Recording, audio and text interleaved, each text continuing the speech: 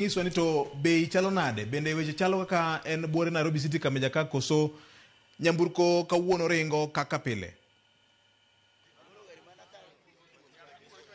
Ero kamano ahinya manake wacho nende wan achiel kachiel e bus park ma Homa Bay kaendi ma bende ne lok tich mar county ma Homa Bay kaendi.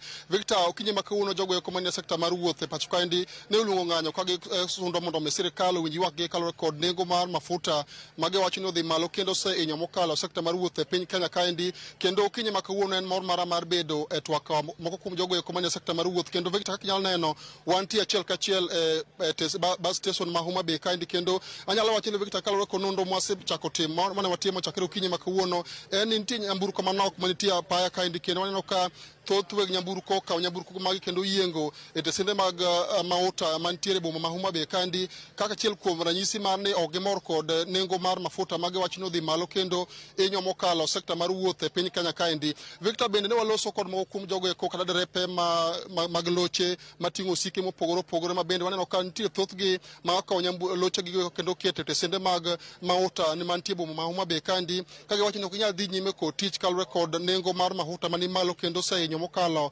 sekta mar wuoth e pacho kaendi. Kendo kinyi ma kawuono bus park ma Homa Bay kaendi waneno ka nitiere mana geche manok kende madonjo kendo wuok e tesende bus park ma Homa Bay kaendi. Kendo thoth nyamburko mating'o jowuoth waneno ka oketi e tesende mag mafuta mantie boma ma Homa Bay kaendi ka achiel kuom ich wang' ma ginyiso ni nengo mar mafuta osehinyogi kendo ok ginyal dhi nyime kod chenrogi mag pile. Bende adwa donjo e twak achiel kachiel kod moko kuom telogo eko mag jogo mochung' ne wuoth ahinya to nyamburko mating'o jowuoth e Homa Bay kaendi mondo giso ni to kalore kod ng'anyo mane oluongi e Kenya ka mangima gito gineno nade kalore kod nengo mar mafuta ma osedhi malo e pacho kaendi. Bochago nyingi lemo mane ma in go e weche mag wuoth Homa Bay kaendi to chalo nade weche mag wuoth okinyi ma kawuono Homa Bay kaendi.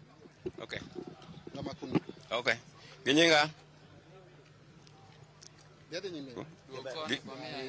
Ginyinga en Silas Ochieng Nyambok. I'm driver at the same time and chairman mar driver conductors region makoro wantie sani ni. Kochakore chien ka sirikal osebedo ng'ala mambele mar timo makosa sana korka wach mar fuel no mede chien kocha gi siling 30. Okocha okaw kadu achiel ochako mede kendo gi siling 40 gi wiye. To gima timore ni fuel mano mede ni wan gima nyalo wache onge wan ok wadwar wachne.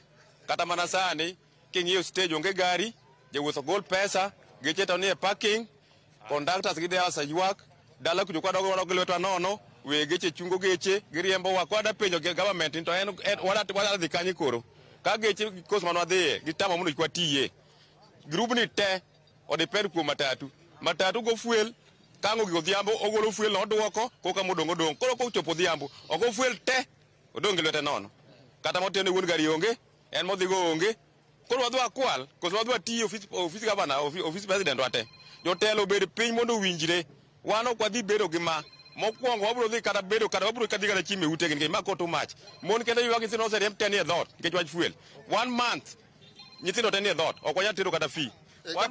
Kapok adhi ng'ama chielo wacho ni un kaka derepe kod weg nyamburko ma Homa Bay kaendi ung'ado mondo mukaw geche uyiengi e tesende mag mafuta ma Homa Bay kaendi ma odhi kuom thuolo maromo nade? Wakaw geche wayiengo nikech kata poni mane nen kawuono wanyagolo kawuono kata kiny wadhi dhi kodgi kanye to gionge fuel.